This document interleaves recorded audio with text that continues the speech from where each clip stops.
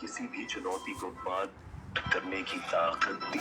नई शक्ति और जोश के साथ उसके सैनिक अजेय हो गए, एक के बाद एक जीत हासिल करते गए धरती और समुद्र के पार। विद्वानों जैसे एरिस्टोटल ने भी इस पर ध्यान दिया, इसके लाभों को प्राचीन दस्तावेजों में लिखा। सदियां बीती, पीढ़ियां उठी और गिरी, फिर भी यह कहानी चलती रही। इन पहाड़ों की तरह ही अनंत हिमालय की चोटियां शांत आभा के साथ खड़ी हैं, एक विरासत की गवाह, एक शक्ति जो फिर से खोजे जाने का इंतजार कर रही है। और इन प्राचीन चोटियों के दिल से उठता है शिवाजी, जो अब एटॉमी के GSGS global sourcing global sales system के माध्यम से दुनिया तक पहुंचता है। भारत में गर्व से बना है एटॉमी शिलाजीत कैप्सूल, जो दुनिया को शक्ति, ऊर्जा और नई आशा प्रदान कर रहा है।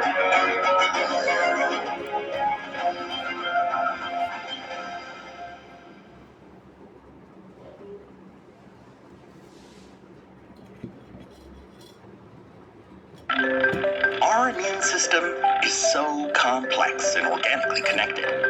This time, we are going to introduce Atomy's functional raw material, Hemohim Angelica, and other mixed extracts. As a result of human application test of the functional raw material, Hemohim Angelica, and other mixed extracts, NK cell activation, improved cytokine production, immune cell activation was confirmed. Hemohim Angelica and other mixed extracts have been recognized as a health functional food ingredient that can aid in improving immune function. From now on, we will tell you immunity-related health information. Why is immune function important? Immunity is our body's own defense system. The immune function recognizes harmful substances and removes them. Immune function is very important because it plays a decisive role, not only in maintaining homeostasis of the body, but also in promoting health. Next, NK cells are white blood cells that are responsible for innate immunity, and are cells that recognize virus-infected or stressed cells and directly kill them. Changes in NK cell activity are a criterion for judging whether immune function is enhanced or not. Cytokines are proteins secreted by cells involved in innate and adaptive immunity. It's responsible for the regulation of various functions of immune cells. Immunity. Are you feeling it now? Experience the new power of immunity now. Only for immunity. Atomy Hemohim. Hello. Today, I'm going to use Atomy Hemohim's numbers for fact-checking. Why fact-check? For good products, facts are enough. Okay then, let's go through the numbers of Atomy Hemohim.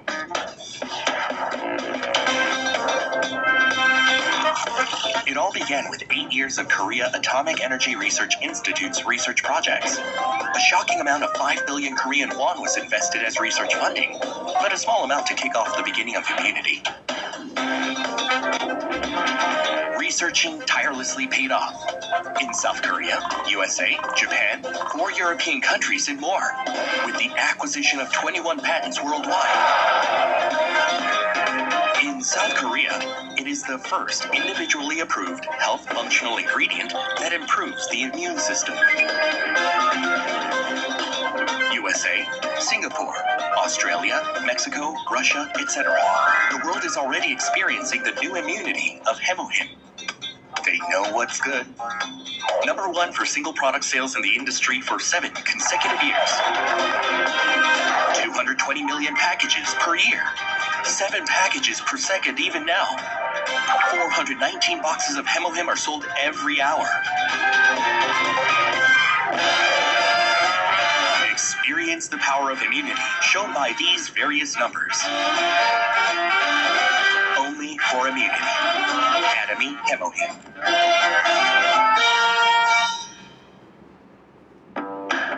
Atomy Hemohim's birth behind the scenes. Are you curious?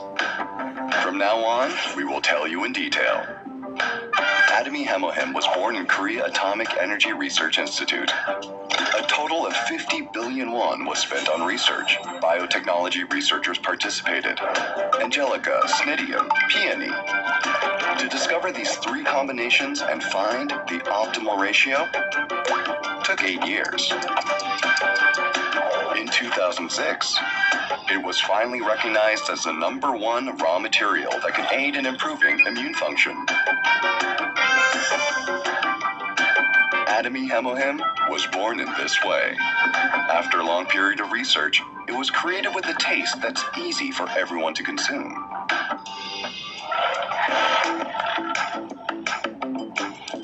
At first, Hemohim had a hard time attracting many people. At that time, Atomy appeared and started selling 30 pouches for 70,000 won. And each time the profit increased, the number of pouches increased to 48, 54, and now 60. In addition, the price has been lowered to 1/10 of the original price. Thanks to that, more consumers wanted to purchase Atomy Hemohim, and now it stands tall as Atomy Hemohim. What kind of legacy will Hemohim continue to create in the future? Only for immunity. Atomy Hemohim.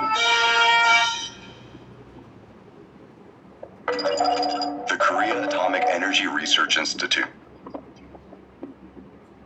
research and discovered a unique combination exclusively for immunity. Atomy Hemohim. एक छोटे से गांव में एक बूढ़ी माँ रहती थी। लोग उन्हें दादी माँ कहते थे। उम्र ज्यादा थी, लेकिन सेहत इतनी स्ट्रॉन्ग कि सब हैरान थे। गांव के लोग पूछते, दादी माँ, आप हमेशा इतनी एनर्जेटिक कैसे? तो दादी माँ का एक ही जवाब होता, मेरा राज है ये मोरिंगा। रोज सुबह वो इसके पत्ते लेती और अपनी सेहत का ख्याल रखती। आज हम शहर में रहकर नेचर से दूर हो गए हैं, लेकिन प्रॉब्लम्स वही हैं, थकान, कमजोरी, कम इम्यूनिटी। अब दादी माँ का वही राज आप तक लेकर आया है Atomy moringa. Natural immunity support, body detox और बेहतर डाइजेशन, डेली एनर्जी बिना किसी साइड इफेक्ट, 90 से ज्यादा न्यूट्रिएंट्स का पावर हाउस। सेहत का असली राज कभी बदला नहीं, सिर्फ हमने उसे भुला दिया था। अब वक्त है वापस नेचर की तरफ लौटने का। Start your healthy journey with Atomy moringa today.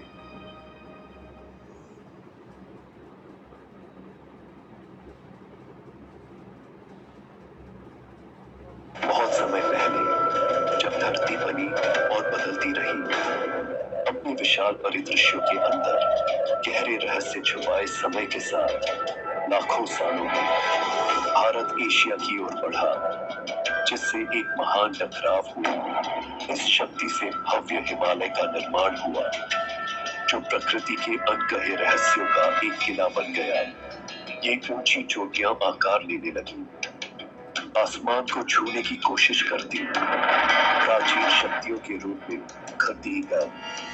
समय की तरह ही विशाल और अटल गर्मियों में जब सूरज ऊंची चट्टानों को गर्म करता, एक रहस्यमय काले रंग का पदार्थ चट्टानों से बहने लगा, जो धरती के सबसे गहरे खजाने से जन्मा था। इसकी शक्ति की कहानियों से आकर्षित होकर खोजकर्ता सुबह की पहली किरणों के साथ निकलते, प्रकृति के इस छुपे हुए उपहार की तलाश में ऊंचाइयों को पार करते महान हिमालय के जंगलों में बंदरों ने इस रहस्यमयी गहरे काले पदार्थ को पाया और जिज्ञासा से उसे खा लिया। जल्द ही वे बदल गए, ऊर्जा, ताकत और जीवन शक्ति से भर गए, पहले से भी ज्यादा खेलते और शक्तिशाली हो गए। दूर से मनुष्य हैरानी से देखते रहे, इस रहस्यमयी पदार्थ की शक्ति को देखकर चकित होते रहे, सोचते रहे इसमें कौन सी गुप्त शक्ति है। और इस तरह यात्रा शुरू हुई। उन्होंने इस काले अमृत को इकट्ठा करना शुरू किया, यह मानते हुए कि यह शरीर और आत्मा दोनों को मजबूत करने की शक्ति रखता है। एक आयुर्वेदिक गुरु जो प्राचीन कलाओं में निपुण था, इस पदार्थ को मिश्रण करके तैयार करने लगा। सावधानी पूर्वक हाथों से इस पदार्थ का अंतिम शक्तिशाली रूप तैयार किया गया। स्वास्थ्य और शक्ति का उपहार, जिसे सावधानी से उन तक पहुंचाया गया जो इसकी शक्ति को पाने की इच्छा रखते थे। दूर दूर के लोगों को यह दिया गया, वे भी इससे मजबूत बने। इस पहाड़ों के रहस्य से ऊर्जा पाई। यह रहस्य आयुर्वेद के प्राचीन साहित्य में अंकित किया गया। यहाँ तक कि महान राजा सिकंदर ने इसे अपने योद्धाओं के साथ साझा किया। अपनी सेना को किसी भी चुनौती को पार करने की ताकत दी। नई शक्ति और जोश के साथ उसके सैनिक अजेय हो गए, एक के बाद एक जीत हासिल करते गए धरती और समुद्र के पार। विद्वानों जैसे एरिस्टोटल ने भी इस पर ध्यान दिया। इसके लाभों को प्राचीन दस्तावेजों में लिखा। सदियां बीती, पीढ़ियां उठी और गिरी, फिर भी यह कहानी चलती रही। इन पहाड़ों की तरह ही अनंत हिमालय की चोटियां शांत आभा के साथ खड़ी हैं, एक विरासत की गवाह, एक शक्ति जो फिर से खोजे जाने का इंतजार कर रही है।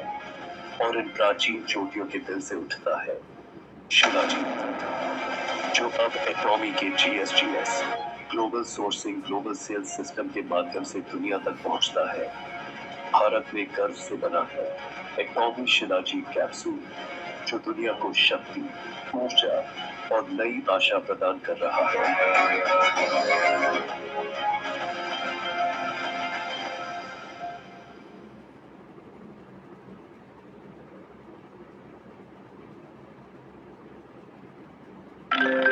Our immune system is so complex and organically connected. This time, we are going to introduce Atome's functional raw material, Hemohim Angelica, and other mixed extracts. As a result of human application test of the functional raw material, Hemohim Angelica, and other mixed extracts, NK cell activation, improved cytokine production, immune cell activation was confirmed. Hemohim Angelica and other mixed extracts have been recognized as a health functional food ingredient that can aid in improving immune function. From now on, we will tell you immunity-related health information. Why is immune function important? Immunity is our body's own defense system. The immune function recognizes harmful substances and removes them. Immune function is very important because it plays a decisive role not only in maintaining homeostasis of the body, but also in promoting health. Next, NK cells are white blood cells that are responsible for innate immunity and are cells that recognize virus-infected or stressed cells and directly kill them. Changes in NK cell activity are a criterion for judging whether immune function is enhanced or not. Cytokines are proteins secreted by cells involved in innate and adaptive immunity. It's responsible for the regulation of various functions of immune cells. Immunity. Are you feeling it now? Experience the new power of immunity now. Only for immunity. Atomy Hemohim. Hello. Today, I'm going to use Atomy Hemohim's numbers for fact-checking. Why fact-check? For good products, facts are enough. Okay then, let's go through the numbers of Atomy Hemohim.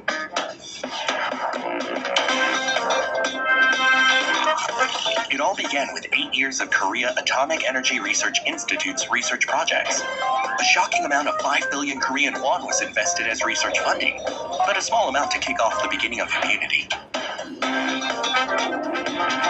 Researching tirelessly paid off. In South Korea, USA, Japan, 4 European countries, and more, with the acquisition of 21 patents worldwide. In South Korea, it is the first individually approved health functional ingredient that improves the immune system. USA.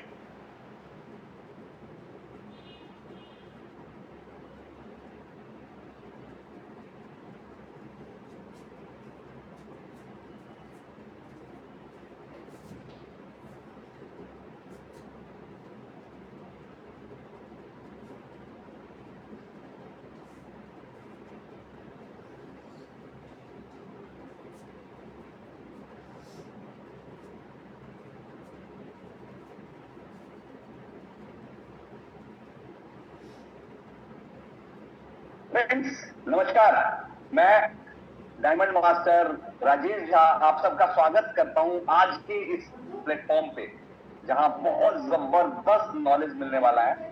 और आज का topic तो Recording in progress. ये ना दिल के बहुत करीब है। फैटी लीवर, मतलब कहते हैं ना फैटी लीवर आज आम होता जा रहा है। और मैं बताऊं आज जो हमारा सेशन होगा ना वो हम सब के चहीते नीरज वाधवा सर देंगे। और अगर मैं सर के बारे में बताऊं ना, सर नेचुरोपैथ हैं, फंक्शनल मेडिसिन के एक्सपर्ट हैं और लोगों को खान पान के थ्रू स्वस्थ रहने का तरीका बताते हैं।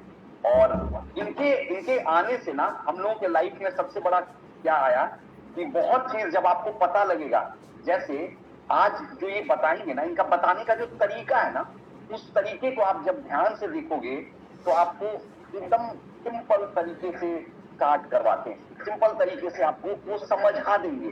जब आप चीजों को इतनी आसानी से समझ जाओगे कि आपको चीज बहुत आसान लगेगा। तो मैं चाहूंगा बिना ज्यादा समय गवाए हुए हम लोग जानते हैं। और आज का जो टॉपिक है वो है फैटी लीवर। तो वाधवा सर का समझाने का तरीका क्या होता है, वो पहले आपको फैटी लीवर समझाएंगे, फैटी लीवर क्या होता है, और फैटी लीवर समझाने के बाद जो आपको अगला चीज बताएंगे वो कि कैसे उससे अपने आप को बचा सकते हैं। Thank you friends, thank you. अब ध्यान से सुने। Switch over to Wadhwa sir.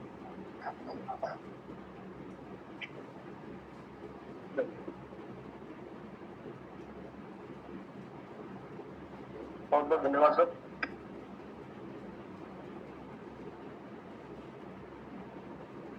Factory के हेड ऑफिस से सबको मेरा बहुत बहुत नमस्कार, प्रणाम, अस्सलाम वालेकुम और सब कुछ एवरीथिंग। सत श्री अकाल। तो आज का टॉपिक जो है ना मेरे दिल के बड़े करीब है, क्योंकि ये एक ऐसा एरिया है जिससे मैं खुद गुजरा हूँ और बहुत सारे लोग जिनको मैं जानता हूँ वो गुजरे हैं, और उसमें से मैं बहुत सारों को बाहर लाया हूँ। तो एक ना बड़ा इंटरेस्टिंग स्ट्रक्चर है, खासकर इंडियन मेल्स में। आदमी, अगर आप हिंदुस्तानी आदमी देखोगे तो आप अक्सर रोड पे जाओ, 40 साल के प्लस के लोग देखोगे तो आप नोटिस करोगे वो साइड से देख रहे हो तो ऐसे हैं, और फिर सडनली पेट ऐसा है। तो बहुत बार ऐसा भी होगा कि आपको लगेगा मुंह भी पतला है, स्ट्रक्चर भी पतला है, और जैसे नीचे पेट की तरफ जाते हैं तो पेट ऐसे निकला हुआ जैसे प्रेग्नेंट औरत होती है। एक तरीके का तो ये फिजिकल स्ट्रक्चर होता है, और ये बहुत ज्यादा देखने को मिलता है हमारे आसपास।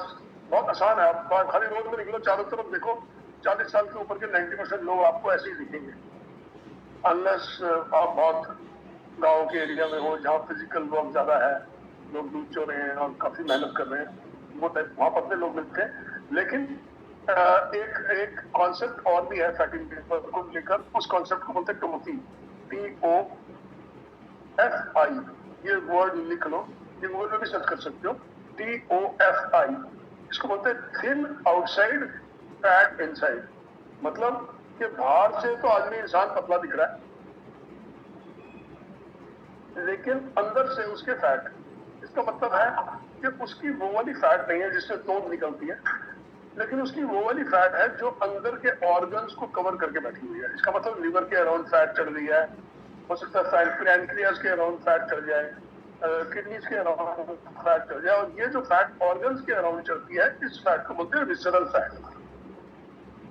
विसरल फैट जो है एक वो प्रकार की डैमेजिंग फैट होती है जो ऑर्गन्स के अराउंड चढ़ती है, लिवर पे चढ़ गई, किडनी पे चढ़ गई, पैनक्रियाज पे चढ़ गई। और पैनक्रियाज ना बहुत छोटा सा 70 ग्राम का ऑर्गन होता है। अगर आप गूगल पे जाके देखोगे तो देखोगे पीले रंग का, इतना जितने, जैसे मैं अपने हाथ दिखा रहा हूँ ऐसे ही करीब 70 ग्राम 70-100 ग्राम का एक ऑर्गन होता है पैनक्रियाज, और इस ऑर्गन का काम होता है ब्लड शुगर को कंट्रोल करना। और भी बहुत सारे काम होते हैं। एक काम होता है ब्लड शुगर को, ये इंसुलिन बनाता है, और वो इंसुलिन हमारे खाए हुए ब्लड शुगर को कंट्रोल करती है। मैंने जैसे थोड़ी देर पहले मैंने एक थोड़ी सी स्वीट खाई है, तो अब ये स्वीट मेरे शरीर में गई है, और जाने के बाद इस स्वीट को इसकी शुगर को हैंडल करने के लिए जो हार्मोन बनेगा उसको पैनक्रियाज बनाएगा। 70 ग्राम का ऑर्गन होता है। इस पे अगर 20 ग्राम भी फैट चढ़ जाती है तो इसकी परफॉर्मेंस इम्पैक्ट होती है। उसी प्रकार से हालांकि लीवर बहुत बड़ा ऑर्गन है, किलो के वेट में होता है, उसके अराउंड भी फैट चढ़ जाती है तो उसकी जो परफॉर्मेंस है वो इम्पैक्ट होती है। वैसे ही किडनी के अराउंड भी अगर फैट चढ़ जाती है तो इसको बोलते हैं किडनी कंप्रेशन हो रहा है। मैं बीच में किसी से मिला था कि किडनी बिल्कुल ठीक है, लेकिन वो फैट चढ़ने की वजह से वो किडनी को दबा रही है, इसको किडनी कंप्रेशन बोलते हैं, और वो किडनी को दबाने की वजह से किडनी की परफॉर्मेंस नहीं आती। तो इस फैट को विसरल फैट बोलते हैं। और बहुत सारे लोगों में या तो उन लोगों जिनके पेट दिख रहे हैं ऐसे बड़े गोल आगे को, वो तो उसके लिए कोई फैटी लिवर का टेस्ट नहीं चाहिए, वो देख रहे हैं और हम बोल सकते हैं इनका लिवर फैटी। दूसरे वो लोग हैं जो बिल्कुल फ्लैट स्टमक है ऊपर से, ऐसे लोगों को अगर अंदर फैट जम रहा है तो अल्ट्रासाउंड कराना चाहिए। अल्ट्रासाउंड से पता लगेगा कि उनका लिवर फैटी है कि नहीं। इसको बोलते हैं toffee, thin outside fat inside. ठीक है, तो मैंने दोनों प्रकार के लोग बता दिए। बहुत जो ये पतले वाले होते हैं ना, इनको एक मिसकंसेप्शन होती है, खासकर जो ये पतले लोग होते हैं इनको एक मिसकंसेप्शन होती है कि हम तो मोटे ही नहीं है तो हम बहुत सेहतमंद हैं। तो ऐसे लोग भी फैटी लिवर लेके घूम रहे होते हैं। और मुझे लगता है कि एक बार आप 40 साल क्रॉस कर जाते हो तो आपको अपना एक अल्ट्रासाउंड करा के अपने फैटी लिवर के लिए चेक करा लेना चाहिए, ताकि आप पतले होने के बावजूद भी आपका फैटी लिवर तो नहीं हो रहा, कि आपके लिवर के ऊपर चर्बी तो नहीं चढ़ रही, उसको फैटी लिवर बोलते हैं। ऊपर भी चढ़ जाती है, उसके अंदर भी घुस जाती है। अब ये तो हो गया कि फैटी लिवर को हम चेक कैसे कर सकते हैं। मोटे लोगों में तो पेट ही दिख गया, और पतलों में आप इसको अल्ट्रासाउंड से कर सकते हो। मोटे लोग भी अल्ट्रासाउंड से ये जान सकते हैं कौन से ग्रेड का फैटी लिवर है, उसमें ग्रेड 1 है, ग्रेड 2, ऐसे करके ग्रेड्स होते हैं। तो उससे पता चल जाता है जितना आप तकलीफ में ज्यादा हो उतना ग्रेड हायर होता है। और लिवर एक ऐसी चीज है जिसकी परफॉर्मेंस बहुत टाइम तक खराब होने के बावजूद भी पता नहीं चलती। लिवर एक ऐसा ऑर्गन है जो 90% खराब तक भी काम कर सकता है, और आपको ये पता नहीं चलेगा कि मेरा लिवर खराब हो रहा है। और जब वो 90 के पास आपको पहली बार ये एहसास होगा कि मेरा लिवर खराब हो रहा है, या वो क्लाइंट हो आपका लिवर खराब होता है, तब तक काफी देर हो गई होती है। उसको फिर बहुत दम लगता है उसको वापस रिवर्स करने में। बहुत लोगों का तो होता भी नहीं, सोराइसिस में चला जाता है, सीरोसिस में चला जाता है, और फाइब्रोसिस हो जाता है। उसका भी स्कैन होता है, आप लिवर को स्कैन करके जान सकते हो इसमें फाइब्रॉइड बन रहे हैं कि नहीं बन रहे, उसके ऊपर कोई गांठ तो नहीं बन रही, वो अलग इशू हो जाता है। फिर गांठ बनना, फिर ये गांठ जो है फ्यूचर में हो सकता है गांठ वैसी की वैसी रहे, पहले ही कोई निकाल ले, या गांठ को रिवर्स किया जा सकता है, या फिर गांठ जो है वो कैंसर में तब्दील हो सकती है फ्यूचर में। तो इसलिए वो एक अलग चैप्टर हो जाता है ऑल टुगेदर। बट बड़ी चीज ये है कि लीवर की परफॉर्मेंस बहुत बार पता ही नहीं चलेगी गिर गई है, जब तक लीवर बहुत ज्यादा खराबी हो जाएगा। तो टेस्ट करा के भी आप उसको चेक कर सकते हैं, उसको ब्लड टेस्ट से पता चल जाता है। और बहुत बार ब्लड टेस्ट से नहीं पता चलता, इसलिए पूरी कंफर्मेशन करने के लिए आप जो है उसको पूरी तरह कंफर्म करने के लिए अल्ट्रासाउंड करवा के आपने फाइनल कर दिया कि लिवर जो है किस ग्रेड का। ब्लड टेस्ट से उसकी परफॉर्मेंस पता चलेगी लिवर की, और अल्ट्रासाउंड करने से पता चलेगा वो किस ग्रेड का फैटी हो रहा है, या फाइब्रॉइड उसके ऊपर कोई गांठ तो नहीं बन रही, वो भी पता चल जाएगा। अब सवाल यह है, यहाँ तक अक्सर कौन लोग जानना चाहते हैं कि यहाँ तक जब फैटी लिवर, देखो आप इंसान पतला भी है और खाना भी ठीक ठाक खा रहा है, घर का खाना खा रहा है, उसको कभी एक्सपीरियंस ही नहीं हुआ मैं मोटा हूँ, ऐसा आदमी जो है वो फैटी लिवर पे पहुंच जाता है। तो और जो मोटा हो रहा है, जिसका वजन बढ़ रहा है, जिसकी तोंद निकल रही है, वो तो पहुंच ही जाता है। तो कभी ये सोचा कौन लोग ये जानना चाहेंगे कि ये यहाँ तक हम पहुंचते क्यों है, पहली चीज। तो अगर आप जानना चाहते हो तो चैट बॉक्स में आपके पास एक्सेस है, लिखो I want to know, IWK। IWK का मतलब होता है I want to know, IWK। देखते हैं कितने लोग जानना चाहते हैं, कितने लोग जानना चाहते हैं कि फैटी लिवर होता क्यों है। ओके, कि यहाँ तक हम पहुंचते क्यों हैं? ऐसा क्या हो जाता है कि लोग फैटी लिवर हो जाते हैं, उनकी तोल निकल आती है, उनके वजन बढ़ जाते हैं? बहुत बार मेरे को लोग मिलते हैं, बोलते हैं कि अब एक एंगल से देखते हैं, चलो इंसान मोटा हो गया, उसका पेट निकल आया और उसका लिवर भी फैटी हो गया। सवाल है कि क्या उसने, कुछ लोग बोलते हैं उसने खाना ज्यादा खाया इसलिए उसका लिवर फैटी हो गया, इसलिए उसका वजन बढ़ गया। कुछ लोग बोलते हैं उसने एक्सरसाइज नहीं करी और खाना ज्यादा खाया। कुछ लोग हैं एक्सरसाइज भी करते हैं, मैं ऐसे लोगों को जानता हूँ जो सुबह आके 4 किलोमीटर पैदल चलते हैं हमारे पार्क में, और मैं 10 साल से उनको ऑब्जर्व कर रहा हूँ, और वो 4 किलोमीटर 5 किलोमीटर पैदल चलने के बाद भी उनकी तोल निकलती जाती है। एक्सरसाइज कर रहा है और वॉकिंग भी कर रहा है, 20-20 स्टेप रोज के कर रहा है, लेकिन फिर भी उसकी तोल बढ़ती जा रही है। तो इसका मतलब है उस इंसान को भी फैटी लिवर हो सकता है, जो ज्यादा खाना खाता है उसको हो सकता है, जो ज्यादा खाना खाता है एक्सरसाइज नहीं कर सकता उसको भी हो सकता है। कुछ ऐसे भी हैं जो ज्यादा खाना खाते हैं और एक्सरसाइज करते हैं, उनको भी हो सकता है। कुछ ऐसे हैं जो ज्यादा खाना नहीं खाते और एक्सरसाइज करते हैं, उनको भी हो सकता है। तो इसमें ना भांति तरह की कैटेगरी के लोग हैं जिनको फैटी लिवर हो सकता है, और मैंने अलग अलग तरह के लोग देखे हैं फैटी लिवर वाले। So the question is, fatty liver होता है, सब बताता हूँ क्यों होता है। क्योंकि मोस्टली लोग दिन में एवरेज कितनी बार खाना खाते होंगे लोग? मुझे कोई चैट बॉक्स में लिख के बताओ, आप अपने जीवन से बताओ। आप दिन, और खाना खाने का मतलब यह है मुंह खोलना। अगर आप सुबह 6 बजे उठ के चाय पीते हो, फिर उसके बाद 9 बजे नाश्ता खाते हो, 6 बजे आपने 2 रस्क और चाय पी तो 1 बार खाना हो गया। 9 बजे आपने नाश्ता किया तो 2 बार खाना हो गया। 11 बजे अगर आपने फिर ऑफिस जाके चाय पी तो 3 बार खाना हो गया। 2 बजे आपने लंच खाया तो 4 बार खाना हो गया। तो इस तरह से आपने गिनना, और मुझे बताओ आप कितनी बार खाना खाते हो। और मैं ये भी बताऊंगा कि मैं ऐसे क्यों बोल रहा हूँ। मैं वो चाय को भी खाने में क्यों गिन रहा हूँ, देखता हूँ मोस्टली लोग कितनी बार खाना खा रहे हैं। किसी ने बोला 3 बार, तो जो लोग 3 बार खाते हैं, किसी ने बोला 5 times, 6 times, 5 to 7 times, 3 times. तो जो लोग 3 बार खाते हैं इसका मतलब वो नाश्ता करते हैं, लंच करते हैं, डिनर करते हैं, बीच में चाय नहीं पीते, बीच में मिठाई नहीं खाते, बीच में समोसा नहीं खाते, बीच में स्नैकिंग नहीं करते, उनका हो गया 3 बार। जो 5 बार करते हैं मतलब 3 बार वो नाश्ता, 3 बार खाना खाते होंगे, 2 बार स्नैकिंग करते होंगे। तो मोस्टली लोगों के लिए ये जितनी बार भी आप खाना खा रहे हो ना, हाँ, किसी ने बोला, ओम प्रकाश जैन ने बोला 7 to 8 टाइम्स। तो every time you eat the number of times matter. पहले तो फैटी लिवर क्यों होता है, उसमें नंबर ऑफ टाइम मैटर करता है कि कितनी बार आप दिन में खाना खाते हैं। दूसरा, क्या खाना खा रहे हैं। बहुत ज्यादा लोगों के लिए जो खाना है ना वो कार्बोहाइड्रेट से भरा होता है, जिसका मतलब है अन्न का प्रयोग बहुत ज्यादा। बिस्किट चाय, हाँ we come to that, 2 minute लो। चाय पी तो साथ में बिस्किट खा लिए, चाय पी तो रस खा लिया, चाय पी तो मच्छी खा ली, चाय पी तो समोसा खा लिया, तो अन्न होता है। या फिर लोग जब नाश्ता कर रहे होते हैं तो मैं देखता हूँ नाश्ते में लोग खा रहे होते हैं, दूध रोटी खा रहे होते हैं, नाश्ते में लोग पोहा खा रहे होते हैं, उपमा खा रहे होते हैं, सूजी खा रहे होते हैं, इडली खा रहे होते हैं, दलिया खा रहे होते हैं, और कुछ लोग फ्रूट्स भी खाते हैं। तो मेरे को चैट बॉक्स में लिख के बताओ आपका नाश्ता कैसा होता है। मतलब एक टाइम होता था मेरे नाश्ते में यही सब सामान होता था, मैं इडली भी खाता था नाश्ते में, पोहा भी खाता था, दलिया भी खाता था, कभी सूजी का कुछ खा लिया, उपमा खा लिया। हाँ, मैं तो अंडे के साथ मक्खन ब्रेड खाता था, एग एंड ब्रेड, और ब्रेड भी मैं 1, 2, 3 नहीं खाता था, मैं 4, 5, 6 ब्रेड खाता था। और अगर साथ में मैं चाय पी रहा हूँ, खाना नाश्ता करने के बाद भी अगर मैं चाय पी रहा हूँ तो उसमें भी मैं बिस्किट डाल के खाता हूँ। पोहा, दही, अच्छा दही पराठा कुछ लोग खाते हैं। तो ये जो खाना है ना, एक्चुअली आप ये समझो कि सारे लोग ना जिनके वजन बढ़ गए या फैटी लिवर हो गए, वो इसलिए नहीं बढ़े कि उन्होंने कार्बोहाइड्रेट ज्यादा खाए। मेरा ये एक्सपीरियंस है पिछले 10 साल का। वो इसलिए बढ़े हैं कि कार्बोहाइड्रेट के साथ उन्होंने मिनरल रिच खाना नहीं खाया।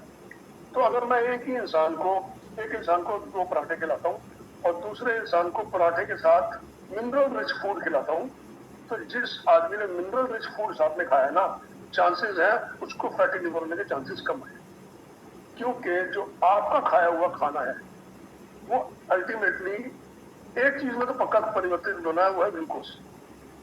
खासकर अगर वो कार्बोहाइड्रेट है। मैंने अगर उपमा बनाया है, इडली बनाई है, जैसे किसी ने बोला, it is okay, I speak in English also. For example, somebody is eating upma, idli, dosa in breakfast, or in that there is the amount of minerals and electrolytes is low. So minerals और electrolyte कम है वनस्पति के उन चीजों में, things that are raw, वो चीजें जिनके अंदर से हमारे को ज्यादा मिनरल्स और इलेक्ट्रोलाइट्स मिलते हैं, वो चीजें नहीं, उनकी प्रेजेंस नहीं होने की वजह से, जैसे आपने दही और पराठा खाया, अब दही और पराठा अगर आपने खाया तो इसमें कुछ मिनरल्स मिसिंग है। और आप नेचर समझो ग्लूकोज की, what is the nature of glucose? You eaten something, वो सामान आपके ब्लड स्ट्रीम में एज ग्लूकोज पहुंचा, आपका पराठा, जैसे मैंने ब्रेड खाई, मैंने चाय के साथ बिस्किट खाया, वो ब्लड में ग्लूकोज की तरफ पहुंचा और वो ब्लड के अंदर स्विम कर रहा है, वो ग्लूकोज वेट कर रहा है कि मसल जो है इस ग्लूकोज को उठा ले। तो मैं जो हाथ हिला रहा हूँ, अब मेरी मसल ग्लूकोज उठा रही है, इसमें ये एक्टिविटी जो मैं कर रहा हूँ, इसके लिए मेरी मसल ग्लूकोज को उठा रही है, इस्तेमाल कर रही है, जैसे गाड़ी पेट्रोल को इस्तेमाल करती है। Just like car uses petrol as fuel, my muscles at this point, whatever I am doing, are using glucose to move. Got it? ये तो एक्सरसाइज हो गई। लेकिन अगर मैं सिर्फ ऐसे बैठा हूँ और मैंने सुबह पराठा और दही खाई है, मेरी मसल तो नहीं हिल रही है, लेकिन मेरी मसल कुछ मात्रा में ग्लूकोज तब भी उठा रही है। ये मसल उठाने के लिए ग्लूकोज को, मसल को ग्लूकोज के साथ मिनरल्स चाहिए। Muscle needs, the glucose needs minerals together, glucose and minerals together go inside muscle. Muscle के अंदर मिनरल्स और ग्लूकोज इकट्ठे जाते हैं, इसको ऐसे समझो। मैं लेवल तरीके से समझा रहा हूँ। लेकिन when this glucose is present but mineral is not present, this glucose will not enter muscle effectively. तो आपका खाया हुआ ग्लूकोज जो आपने पराठा खाया था, मिनरल नहीं होने की वजह से उतना इफेक्टिवली मसल के अंदर नहीं जाएगा। इसका मतलब मसल भी हो गया, इंटरनल ऑर्गन्स का फंक्शन भी हो गया, लिवर का फंक्शन भी हो गया, हार्ट चल रहा है, हार्ट भी हो गया, हार्ट को भी तो ग्लूकोज चाहिए ना। तो क्योंकि ग्लूकोज प्रेजेंट है, मिनरल प्रेजेंट नहीं है, उतना इफेक्टिवली नहीं जाएगा, तो जो बचा हुआ ग्लूकोज है वो लिवर पे चला जाएगा और लिवर उसको फैट में परिवर्तित कर। तो जिस इंसान ने सुबह रेगुलरली लंबे समय तक कार्बोहाइड्रेट रिच फूड खाया है, दिन में 3 बार, 4 बार, 5 बार, 6 बार, इवेंचुअली उसके चांसेस 40 साल की उम्र के बाद, जल्दी भी 40 साल की उम्र के बाद फैटी लिवर होने के चांसेस बढ़ जाएंगे, क्योंकि मिनरल प्रेजेंट नहीं था। जो मिनरल्स है बॉडी को ग्लूकोज को इफेक्टिवली इस्तेमाल करने के लिए मिनरल्स मांगती है बॉडी, और पराठे और दही में उतने अमाउंट में मिनरल नहीं है जितने शरीर को चाहिए। इडली, उपमा, सूजी does not have the amount of minerals the body needs to effectively use the glucose. So when the glucose is not used effectively, यह ग्लूकोज लिवर पे चला जाएगा और फैट में परिवर्तित हो जाएगा।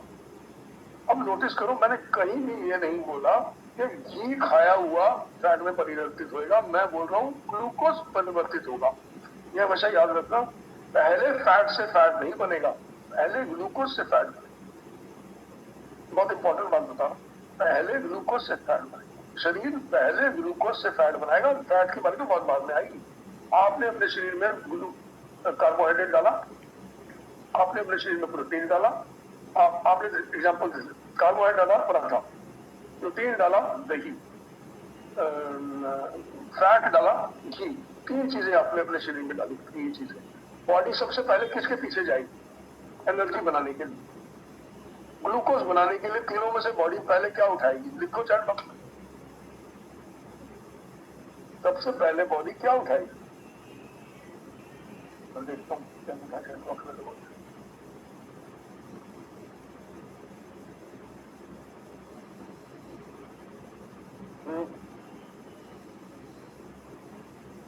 एक ग्राम फैट में कितना? अभी क्या पे नहीं आता, डोंट आस्क, अभी वेट करो, पहले लॉजिक को समझो। मैंने पराठा खाया, मैंने घी खाया, मैंने दही खाई, तीनों में से बॉडी सबसे पहले किसको उठाएगी एनर्जी बनाने के लिए? कार्बोहाइड्रेट को, पराठे को उठाएगी, और पराठे से ग्लूकोज परिवर्तित कर देगी। वो glucose, high amount of glucose, paratha सबसे ज्यादा ग्लूकोज बनाएगा, दही ग्लूकोज नहीं बनाएगी इतनी ज्यादा, घी भी ग्लूकोज नहीं बनाने वाला, पराठा ग्लूकोज बनाने वाला है। और ये ग्लूकोज को इफेक्टिवली बॉडी यूज कर सके उसके लिए मिनरल चाहिए। क्या चाहिए? मिनरल। मिनरल नहीं है खाने में लोगों के, mineral is missing. When mineral is missing, body does not process glucose effectively, and when the body does not process glucose effectively, the glucose goes to the liver, liver के पास जाता है, liver उसको फैट में परिवर्तित करता है। और सबसे बढ़िया चीज, लिवर में अगर ग्लूकोज को फैट में परिवर्तित करना है तो उसके लिए सबसे सेफ जगह कौन सी है? कौन लिखेगा चैट बॉक्स में? लिवर को फैट परिवर्तित करने के बाद सबसे सेफ जगह कौन सी है? कहाँ चिपकाएगा? कहीं तो लगाना है ना उसको फैट में, लिवर कहाँ लगाएगा उसको? अच्छा, आपकी गर्दन के पीछे चिपकाएगा फैट को, या मेरी बाजू के यहाँ चिपकाएगा लीवर? लीवर फैट को कहाँ चिपकाएगा? सबसे पहले लीवर सबसे पहले फैट को लीवर में ही चिपकाए, क्योंकि वो सबसे आसान है। बैली भी बाद में आएगी सर, बैली तो बहुत देर से आएगी, और पतले आदमी में तो बैली होगी भी नहीं।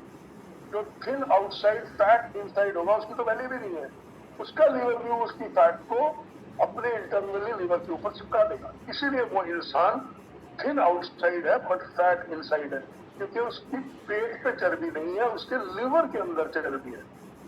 अभी वो वहां तक पहुंचा ही नहीं कि इतनी चर्बी बन जाए, फिर उसके बाद वो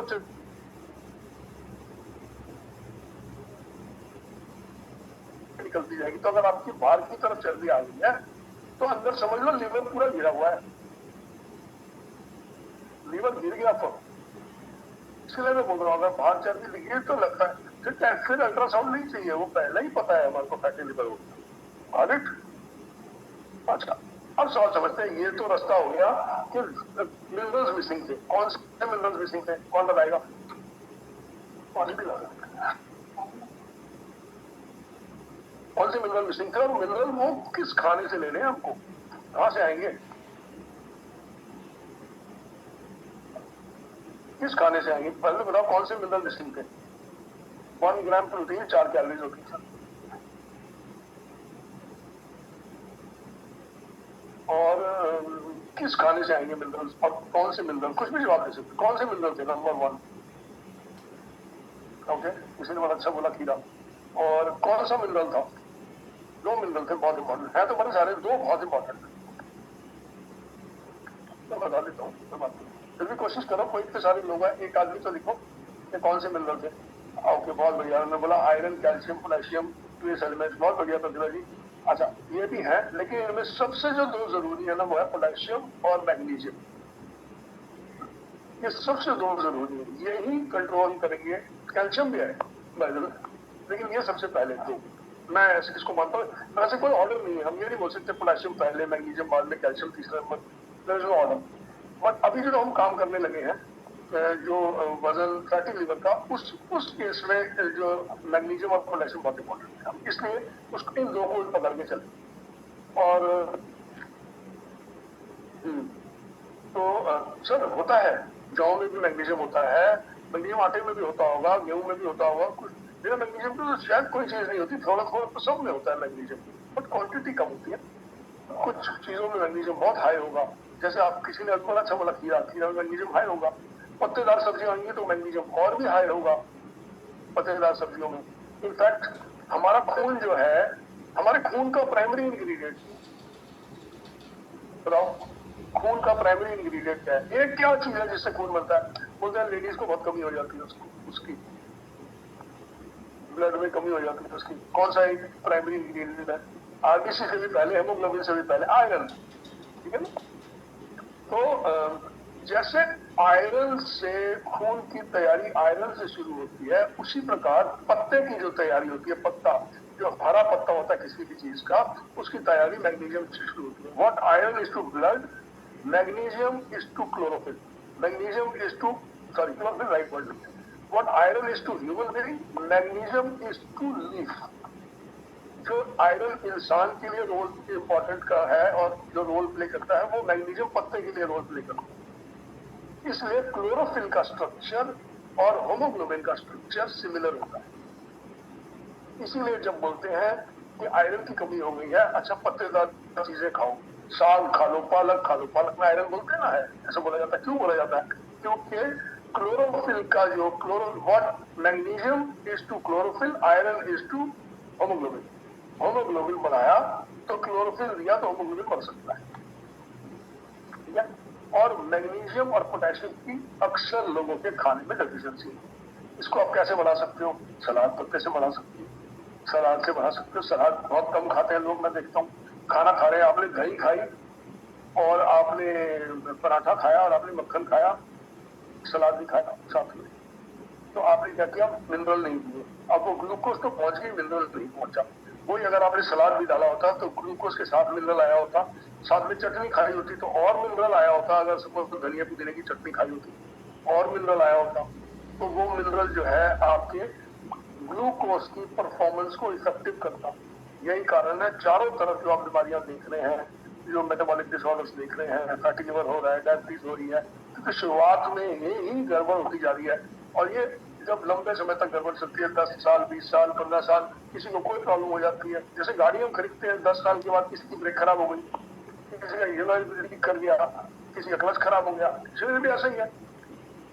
कमी सेम होनी रहेगी लेकिन बीमारियां अलग अलग हो रही है।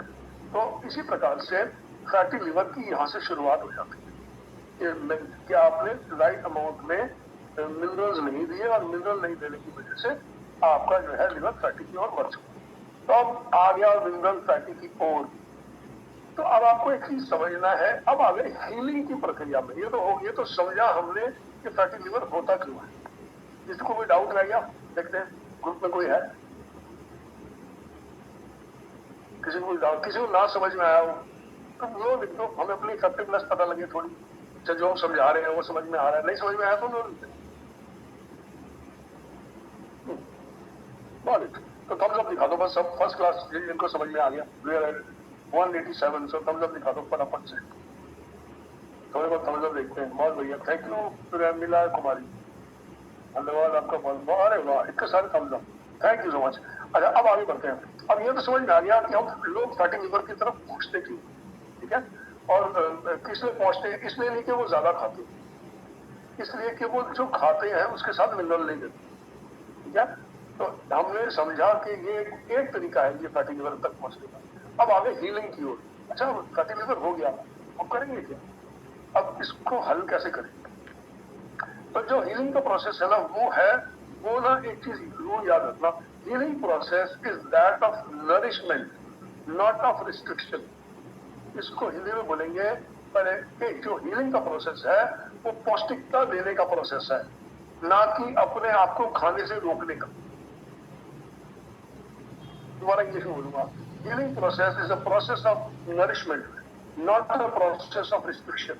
और हिंदी में हीलिंग का जो प्रोसेस है, जो शरीर को दोबारा से स्वस्थ करना है, वो पौष्टिकता देने का प्रोसेस है, ना कि अपने आप को रोकने का। अच्छा, ये नहीं खाना, होता ना, हम डाइट पे चल रहे हैं, हम ये नहीं खाते, हम वो नहीं खाते, तो ऐसा नहीं है कि चीजें रोकनी नहीं है अपने आप को, लेकिन फोकस रोकने पे नहीं रखना, फोकस पौष्टिक चीजें देने पे रखना है। कि जब आप पौष्टिक चीजें दोगे अपने आप, बाकी चीजें तो आउट हो जाएंगी। अगर मैंने 5 बजे सत्तू पी लिया है तो उसके बाद मैं कोला तो नहीं पीने वाला, कम से कम, ठीक है ना। तो मेरा एग्जाम्पल यही था कि जब हम अच्छी चीजें देते हैं, खराब वाली चीजें धीरे धीरे अपने आप ही निकल जाती है सिस्टम में से। तो रोकने के प्रोसेस से लोग क्या करते हैं, पहले रोकना शुरू कर देते हैं। अरे हम ये नहीं खाएंगे, हम ये नहीं खाएंगे, ये छोड़ देते हैं, छोड़ना नहीं है। मेरे गुरुजी बोलते हैं पहले जोड़ना है बाद में छोड़ना है। कितना अच्छा लगता है ये वाला, पहले छोड़ना है बाद में, पहले जोड़ना है बाद में छोड़ना है। तो जो अच्छी चीजें हैं वो खानी पहले शुरू कर दो, पहले फोकस इस पे नहीं करना कि मैं ये भी छोड़ देता हूँ। जैसे मेरे पास कल एक लड़की आई, बहुत मोटी थी, आई थिंक करीब 110 किलो की थी, 6 साल से थायराइड वाली खा रही थी, ये दोनों बाद में मैं उसकी हेल्प भी करने वाला हूँ। मेरी बड़ी दिल से इच्छा हुई कि मैं इसकी कुछ मदद करूँ, और वो चाहती भी थी, तो इसलिए इसको नेगेटिव नहीं लेना। मैं जैसे एक्सप्लेन कर रहा हूँ, बस मेरा कहने का मतलब यह वजन था, बहुत मोटी थी और बाजू भी बहुत मोटी थी, और उसमें से बाहर भी आना चाहती थी कि मेरी सेहत ठीक हो जाए। तो मैंने उसको बोला मैं ना फास्टिंग करती हूँ। तो मैंने बोला फास्टिंग से शुरू नहीं करना है, रॉन्ग, पहले नरिशमेंट से शुरू करना है। पहले देखना है अच्छी चीजें में कौन से जोड़ूं, छोड़ने की बाद में सोचेंगे। अब जोड़ने के लिए कौन सी चीज आई, कुछ चीज तो मैंने आपको पहले ही बता दी कि भाई जब आप खाना खा रहे होंगे तो आपको इंश्योर करना है उसमें चटनी हो, जब खाना खा रहे होंगे तो इंश्योर करना है उसमें सलाद हो, जब खाना खा रहे होंगे तो इंश्योर करना है 5 बार 6 बार, अगली बार आए तो ये ना बोले मैं 7 बार खाना खाता हूँ। लॉजिकली मैं जब पढ़ने के लिए कॉलेज में गया था, मैं घर पे था तब, मैं स्कूल में था तो मैं 3 बार खाता हूँ। सुबह नाश्ता खाया, निकले 4 बार खाता था। सुबह नाश्ता घर पे खाया 7 बजे, स्कूल के लिए निकले, वहां पे ब्रेक हुई 10:30-11 बजे, मम्मी ने कुछ दिया हुआ पैक करने के लिए, फिर वो खाया, फिर 2 बजे घर के लिए निकले, 2:30 बजे घर पहुंचे, फिर खाना खाया, फिर 5-6 बजे फिर भूख लगी, फिर खाना खाया, फिर मम्मी ने 8 बजे खाना दिया। तो मेरा भी देख लो कितनी बार 6-7 बार खाना होता था। जब मैं कॉलेज गया तो मैंने एक पैटर्न नोटिस किया, बहुत पूरे हिंदुस्तान से लोग आए हुए। मैं पहली बार जिंदगी में अलग अलग प्रांतों के लोगों से मिला, कोई केरला से आया हुआ था, कोई कश्मीर से आया हुआ था, कोई असम से आया हुआ था, कोई उड़ीसा से आया हुआ था। हर स्टेट में मेरे फ्रेंड्स बने। लेकिन मैंने एक चीज नोटिस करी, बहुत सारे लोगों का जो पैटर्न था ना वो ये था, कॉलेज वो 10:30 बजे हमारा कॉलेज स्टार्ट होता था, वो 10 बजे खाना खाते थे और उसके बाद कॉलेज चले जाते थे। फिर वो 5 बजे 6 बजे के बीच में कॉलेज से आते थे और फिर 7:30 बजे डिनर करते थे, सो जाते थे, 2 बार खाते थे। तो मैंने नोटिस किया बहुत सारे लोगों का हिंदुस्तान में ये पैटर्न होता था कि वो केवल 2 बार खाना खाते थे। और उसका कारण भी होता था लॉन्ग टर्म में। मैं बताऊंगा, अगर मैं अपनी दादी के बारे में बताऊं, मेरी दादी सुबह 5 बजे अंगीठी लगाती थी और जो खाना बनता था, उसके बाद फिर शाम को 4 बजे अंगीठी लगाती थी, खाना बनता था, तो 2 ही बार खाना बनता था हमारे घर में। लेकिन फिर जब तक मेरे पेरेंट्स आए, गैस लग गई गैस घर के अंदर, तो मैं तो जब मर्जी खा लेता था, जब मूड हुआ कुछ बना के खा लिया। और आजकल के बच्चे तो स्विगी जेप्टो करते हैं कि भाई छूटे और स्विगी जेप्टो से रात को 2 बजे भी खाना आ जाता है, आपको बनाने का मन नहीं है तो भी आ जाएगा। तो नंबर ऑफ टाइम्स बहुत मैटर करता है। अब क्वेश्चन ये है कि अगर आपको हील करना है तो पहले नरिश करना है, बाद में ये डिसाइड करना है क्या छोड़ेंगे। लेकिन एक मिस्टेक लोग करते हैं, वो क्या करते हैं, जब वो सोचते हैं हमारा फैटी लिवर हो गया है, हमारी टोन मिल रही है, वो सबसे पहली चीज क्या सोचते हैं बताओ? जिस आदमी का वजन कम हो जाता है, बढ़ जाता है और वो सोचता है मुझे पतले होना है, पहली चीज क्या आती है लोगों के दिमाग में? पहली चीज चैट बॉक्स में लिखो।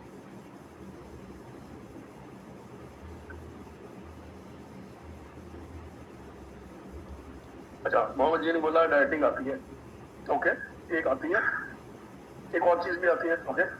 जब देखो बहुत सारे लोगों की डाइटिंग भी आती है, बहुत सारे लोगों की फास्टिंग भी आती है, लेकिन एक ऐसी चीज है जो सबके दिमाग में आती है, मैक्सिमम 100 में से 80-90 लोगों के। मैं एग्जांपल देता हूँ, मेरे बेटे का वेट बढ़ गया, तो मेरी वाइफ ने मेरे बेटे को बोला कि तेरा वेट बढ़ गया, तू देख रहा तेरी तोल निकल आई है।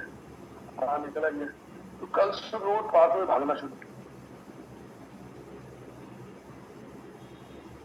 एक्सरसाइज, और खासकर कौन सी एक्सरसाइज? बहुत सारे तो जिम, खासकर 1 जनवरी को सब बहुत सारे लोगों के दिमाग में डाइटिंग से पहले भी एक्सरसाइज आती है। सब लोग जो आपने बातें बोली, शुगर कम करना है, ये कैटेगरी के लोग 20% है। 80% लोग हैं जो साथ होते हैं, सुबह चलेंगे, पार्क में दौड़ेंगे, सुबह जाएंगे जिम करेंगे, सुबह जाएंगे ट्रेडमिल पे दौड़ेंगे, ट्रेडमिल भी खरीद लेते हैं। दैट्स मेरे हिसाब से कार्डियो करेंगे, करना है, कोई प्रॉब्लम नहीं है, लेकिन पहले नरिश करना है। First comes the nourishment, then comes the exercise. पहले जोड़ना है। क्या जोड़ना है? हीलिंग प्रोसेस के लिए पहले न्यूट्रिशन जोड़ना है। न्यूट्रिशन जोड़ना चाहिए to add the nourishment first. Body को, अपने बॉडी से सोई हुई बॉडी है, अल्लाह था जी घर में पड़े हैं, रीलें चल रही हैं ऐसे। अब सुबह से डिसाइड किया कल सुबह पार्क में भागने जाएंगे। अरे भागने तो जाएंगे, लेकिन गाड़ी भी हम, जब मैं अगर यहाँ से दिल्ली से जयपुर निकलता हूँ तो हम सोचते हैं चलो गाड़ी सर्विस करा लेते हैं, लॉन्ग ड्राइव पे जा रहे हैं। अरे तो पहले गाड़ी की सर्विसिंग करनी है ना, तो नरिशमेंट पहले करनी। अगर इससे पहले कि आप शुगर छोड़ने की सोचें, पहले नरिशमेंट करनी है, शुगर छूट जाएगी। किसी ने पूछा था बार बार भूख लगती है, ये नरिशमेंट नहीं होने की निशानी है, भूख लगना। और कितने लोगों के घर में पेट है, आपको पता है जिनके घरों में पेट है, डॉग को कितनी बार खाना दिया जाता है एक दिन के अंदर? कुत्ते को,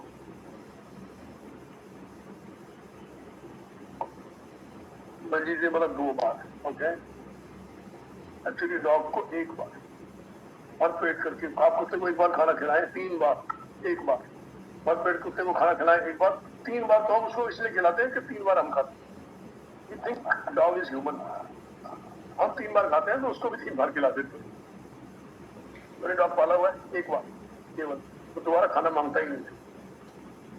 रैबिट की तो बात हो, रैबिट तो सारा दिन सब, रैबिट इज डिफरेंट एनिमल। तो 1 bar is good enough for a dog. अब मैं नहीं बोल रहा कि आप 1 बार खाएं, मतलब लॉजिक इज उसको न्यूट्रिफिकेशन, हमारे शरीर का अगर क्योंकि हम न्यूट्रीफाइड नहीं है, नरिशमेंट नहीं है, इसलिए हमें बार बार भूख लगती है। नरिशमेंट नहीं होना से जो भूख लगना इज अ साइन कि आपकी बॉडी बोल रही है कि मुझे नरिशमेंट दो, क्या, और नरिशमेंट के नाम पे फिर हम उसको मिनरल डेफिशिएंट फूड देते हैं। समोसा, भूख लगी, यहाँ पे सेशन में आते हैं, भूख लग रही होती है, उसके बाद 5 बजे समोसा आता है, कैसे सब टूट के पड़ते हैं समोसे के ऊपर, क्यों पड़ते हैं? खाना तो खा लिया, पेट तो भर लिया, नरिशमेंट नहीं लिखी। तो यहाँ से जैसे घर पहुंचते हैं, रास्ते में से ही शुरू हो जाते हैं यार घर जाके डिनर करना बड़ी जोर से, फिर से भूख लगी है, नरिशमेंट नहीं मिली। तो you have to nourish the body. अब नरिशमेंट कैसे हो? मैं ये बोल ही नहीं रहा कि बहुत बड़ी डाइटिंग करते हैं, मैं बोल ही नहीं रहा, डाइटिंग की बात ही नहीं करते, बहुत बड़ा डाइट प्लान को फॉलो करना है, हम इसकी बात ही नहीं करते। अभी हम बात कर रहे हैं कि एग्जिस्टिंगली जहाँ पे आप खड़े हैं वहां हम अपने शरीर को नरिश कैसे करें। एक तरीका तो मैंने आपको बताया, अपने खाने में क्या चीजें जोड़ सकते हैं।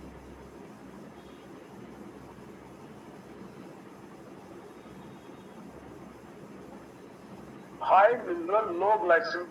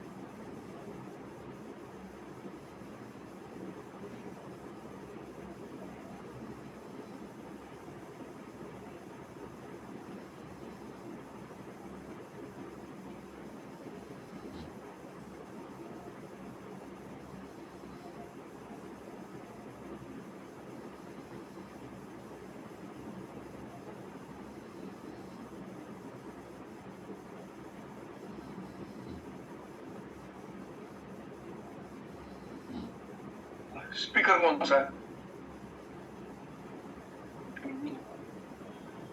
बोलो आप, बोलती रहो। अच्छा, इस पे बिल्कुल इमेज डिफरेंट लग रही है। हाँ चलो, वी आर बैक। थोड़ा नेट का इशू था तो हम बाहर निकल गए, so we are back again. तो जब तक इसकी रेजोल्यूशन बहुत हाई है, तो हम ऑडिबल है। अच्छा, हम कहाँ पे थे? पब्लिक लग गया, हम हीलिंग प्रोसेस में थे, अब नरिशमेंट की बात थी। तो अब लोग क्या करते हैं? One mistake people do is, one mistake that people do is कि वो ना जब डाइटिंग की बात करते हैं तो वो ना वही चीज जो ज्यादा से ज्यादा खा के वजन बढ़ा दिया, फैटी लिवर कर दिया, वही चीजें अब कम कम खाने लग पड़ते हैं। कैसे? अच्छा, मैं गुलाब जामुन 4 नहीं खाऊंगा, अब मैं एक ही आज गुलाब जामुन खाऊंगा, मैं डाइटिंग करूँ थोड़ा। या फिर मैं पराठे 3 नहीं खाऊंगा, मैं पराठे अब 1.5 खाऊंगा, आज मैं थोड़ा कम। तो nourishment is not about restriction. आपने इस प्रॉब्लम से हल करना है तो रिस्ट्रिक्शन नहीं करनी, नरिशमेंट वाली चीजें खानी। और नरिशमेंट वाली चीजें कौन सी? हाई डेंसिटी नरिशमेंट कर सकते हो।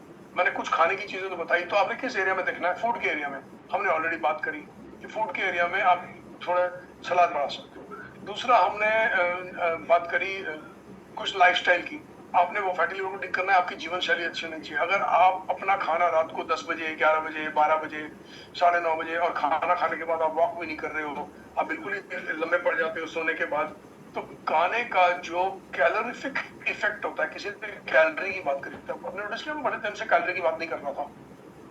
खाने का जो कैलोरीफिक इफेक्ट होता है वो रात को खाए हुए खाने का बहुत ज्यादा होता है।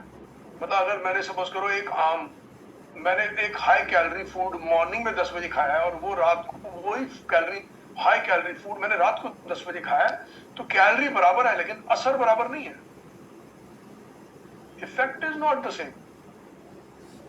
हाई कैलोरी फूड मॉर्निंग में खाया हुआ जो इफेक्ट करेगा, उसके बाद तो मैंने वॉक करना है, निकलना है, काम पे जाना है, घर के काम करने हैं, व्हाटएवर, मेरी एनर्जी जो है कंज्यूम हो रही है, वो मैंने अगर 10 बजे खाया तो हम कैलोरी का मतलब सिर्फ ये नहीं है कि वो आपने कैलोरी गिन ली, अच्छा मैंने 1700 कैलोरी खानी है, आपने दिन में 1700 कैलोरी खा ली, लेकिन उसमें से 200 कैलोरी आपने रात को 11 बजे खाई, उसका इफेक्ट सेम नहीं होने वाला। ये मैथमेटिक्स नहीं है। Body doesn't work on principles of mathematics. ये मैथमेटिक्स के प्रिंसिपल है, तो 200 ही है, बायोलॉजी है। बायोलॉजी के प्रिंसिपल में हार्मोन्स आते हैं। इसका मतलब है रात को अगर आपने चीज 10 बजे खाई है, उसका हार्मोनल इम्पैक्ट डिफरेंट होगा, और आपने सुबह 10 बजे वही चीज खाई है, उसका हार्मोनल इम्पैक्ट डिफरेंट होगा, उसकी इंटेंसिटी भी डिफरेंट होगी। इसलिए मैंने बहुत बार देखा है लोग बहुत बढ़िया खाना खा रहे होते हैं लेकिन रात को 10 बजे खाते हैं, लिवर फैटी हो सकता है, लिवर फैटी रिवर्स करने में भी मुश्किल आ सकती है। तो इसलिए एक एरिया जो आपने देखना है वो आपका फूड, दूसरा एरिया अपनी जीवन शैली। आप टाइम पे उठे, टाइम पे खाएं, रात को 2 बजे तक नहीं करें। आजकल सबसे ज्यादा जो एक्सरसाइज है वो होती है थंब, और बड़ी अच्छी बात बोली किसी ने, best exercise nowadays is thumb on the mobile. ये एक्सरसाइज है। तो एनीवे, तो इसलिए ये मैं बहुत पता की बात बता रहा हूँ, ये मैंने किसी किताब से नहीं सीखा कि calorific effect of food depends not on how many calories it has, it also depends on what time you're eating that food. Got it? तो दूसरा एरिया देखना है आपने, पहला एरिया देखना है फूड, दूसरा एरिया देखना है जीवन शैली, कितने बजे खा रहे हो, कितने बजे उठ रहे हो। अगर चांसेस हैं आप 10 बजे आप खाना, अगर सपोज करो 8 बजे भी आपने खा लिया और आप 1 बजे तक रात को चलेंगे, आपको भूख लग जाएगी, क्योंकि बॉडी तो कॉर्टिसोल लेवल, तो बॉडी का स्ट्रेस तो चल रहा है ना। देखो सुबह 6 बजे से जब उठते हैं रात को 10 बजे तक हमारा स्ट्रेस पीरियड है ना, ये वो वाला स्ट्रेस नहीं बोल रहा जो दुख लग गया और मैं बैठ गया, वो स्ट्रेस नहीं।